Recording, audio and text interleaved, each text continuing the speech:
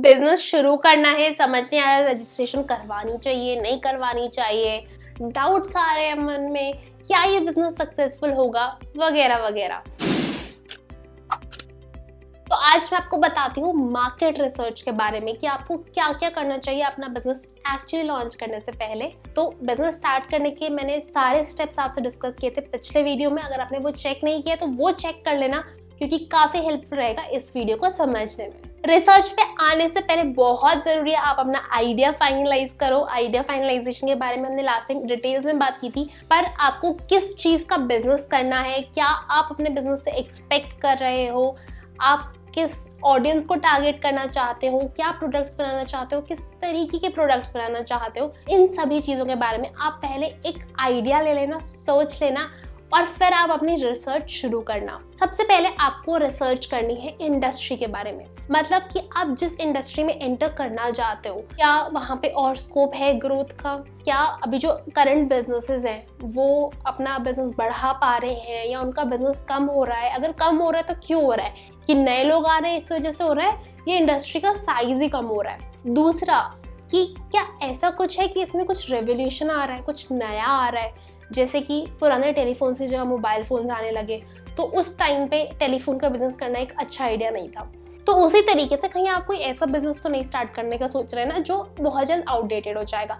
सबसे पहले तो आपको इस पर रिसर्च करनी है, फिर ये पता करना है कि क्या इस बिजनेस में कुछ नई टेक्नोलॉजीज आने वाली है, क्या आप इस बिजनेस को स्टार्ट करती ऐसा तो नहीं हो जाएगा कि लगेगा भाई ये तो पुराने जमाने की चीज दे रहा है। तो आप किस तरीके से उस चीज में अपफ्रंट रह सकते हो। देखो हर बिजनेस ऐसा नहीं होता टेक्नोलॉजी वाला, कुछ बहुत बेसिक नेसेसिटी से रिलेटेड बिजनेस भी होते हैं जैसे फूड बिजनेस, बट उसमें भी बहुत सारी ट्रेंडिंग चीज हो जाती है जैसे कि ऑर्गेनिक फूड, फ्यूजन फूड। तो आप वो भी पता कर सकते हो कि आजकल लोगों का प्रेफरेंस क्या है। अगेन प्रेफरेंस के हिसाब से आपको बिजनेस आइडिया नहीं डिसाइड करना, आइडिया डिसाइड करने के बाद अपने प्रोडक्ट में छोटे मोटे चेंजेस के लिए ये सब चीजें रिसर्च करनी है। तो अपनी इंडस्ट्री पे रिसर्च करने के लिए आप डायरेक्टली गूगल देवता को यूज कर सकते हो, लेकिन ध्यान रखना रैंडम ब्लॉग्स से या किसी ने कुछ लिखा है उससे आप अपना डेटा मत उठा लेना। जहाँ पे आपको लेजिट डेटा मिले और आपको लगे कि हाँ ये सोर्स ट्रस्टवर्दी है वहीं से उठाना। देन इंडस्ट्री समझने के बाद बारी आती है आपके कॉम्पिटिटर्स को समझने की, वो एग्जैक्टली क्या क्या कर रहे हैं, मतलब उनकी क्या स्ट्रेंथ है। देखो हो सकता है आपके 5, 6, 10 कॉम्पिटिटर्स हो, एक दो तो ऐसे लोगों को चेक करना जो मार्केट लीडर्स है, मतलब जो अभी करंटली मार्केट को रूल कर रहे हैं, जिनके सबसे ज्यादा मार्केट शेयर है। दूसरा आप कुछ ऐसे लोगों को भी चेक करना जो आपकी तरह ग्रोइंग है, तो समझना कि वो किस तरीके से मार्केट को कैप्चर कर रहे हैं, उनकी क्या स्ट्रैटेजीज है, ऑडियंस की तरफ, प्रोडक्ट्स की तरफ, उनमें क्या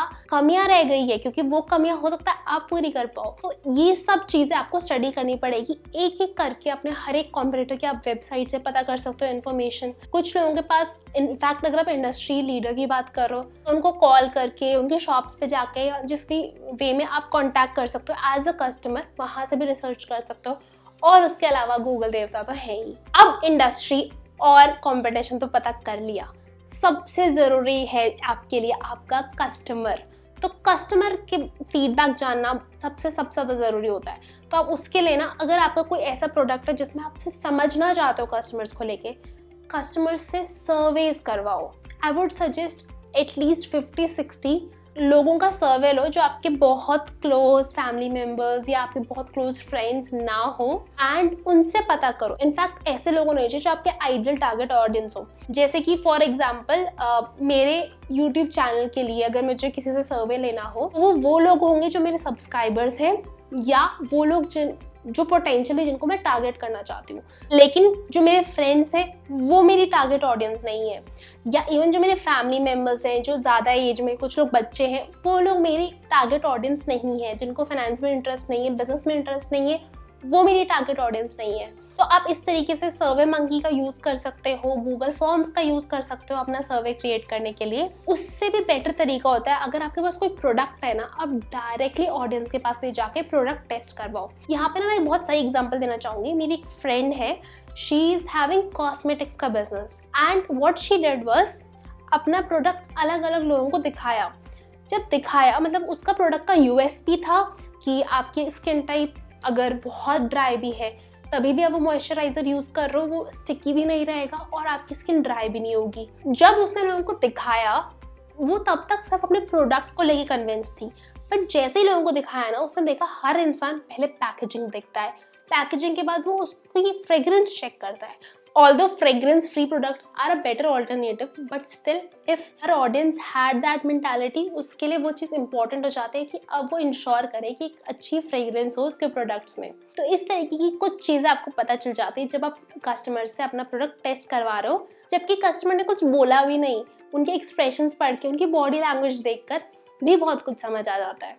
एंड इसको और फॉर्मल बनाने के लिए आप कंपटीशन और कस्टमर्स के साथ साथ कंपनी की रिसर्च भी कर सकते हो। मतलब जैसे कि स्वॉट एनालिसिस। स्वॉट क्या होता है? सबसे पहले स्ट्रेंथ, वीकनेस, अपॉर्चुनिटीज, थ्रेट। तो ये जो स्ट्रेंथ और वीकनेस होते हैं, ये होते हैं कंपनी के एट्रीब्यूट्स, मतलब आपके एट्रीब्यूट्स, मतलब आपके प्रोडक्ट में ऐसा क्या खास है या फिलहाल आपकी क्या कमजोरी है जो हम ओवरकम करने की बात करेंगे। वहीं अपॉर्चुनिटी और थ्रेट बात करता है इंडस्ट्री की, मतलब आपकी जो मार्केट है ना, उसके अंदर और कितनी अपॉर्चुनिटीज है, ऐसा क्या है जो अभी किसी ने कैप्चर नहीं किया, क्या कोई ऐसी सेगमेंट रह गई है जिसको आपका प्रोडक्ट केटर कर सकता है। वैसे ही थ्रेट, क्या खतरा हो सकता है इस इंडस्ट्री को, क्या ये डीग्रो हो सकती है, क्या कोई और टेक्नोलॉजी आ सकती है, क्या लोगों का इससे ध्यान, मतलब लोगों का इससे इंटरेस्ट कम हो रहा है। तो ये सब चीज़ें भी आप नोट कर सकते हो। और उसके बाद अगर आप और डिटेल में जाना चाहते हो, आप अपना एक यूनिक सेलिंग प्रोपोजिशन डिज़ाइन कर सकते हो कि ऐसा क्या है आपके प्रोडक्ट में जो और किसी में नहीं है, बेस्ड ऑन योर कंपटीशन वाली research, your industry research, what your customers want and अब स्पेसिफिक टू यू आप क्या कर सकते हो एग्जैक्टली अपने बिजनेस में। ये बिजनेस टू बिजनेस डिपेंड करता है और हम अपने पर्सनल कंसल्टेशन प्रोग्राम में डिटेल्स में उस चीज़ के बारे में बात करते हैं, आपको step by step road map देते हैं to go head in your business. And अगर आपका कोई ऐसा बिजनेस है which is digitally linked, you can definitely contact us. किसी भी वे में डिजिटल हो, मतलब आप ई कॉमर्स बिजनेस कर रहे हो, आप कोई डिजिटल कोचिंग बिजनेस कर रहे हो, किसी भी वे में अगर आपका डिजिटल बिजनेस है, make sure to contact us. ID is given in the description below, यहाँ पर भी मैं लिख देती हूँ। एंड उसके साथ साथ मेक श्योर इस वीडियो को लाइक ज़रूर करना, बिकॉज आई एम ट्राइंग कि मैं आप लोगों को हर वो चीज़ बताऊँ जो बिजनेस के लिए बहुत ज़रूरी होती है। आप भी कोशिश करो अपने कुछ ऐसे दोस्तों को बताने की जो प्रॉब्ली इस इन्फॉर्मेशन से फ़ायदा उठा सकते हैं। So make sure to share it as well.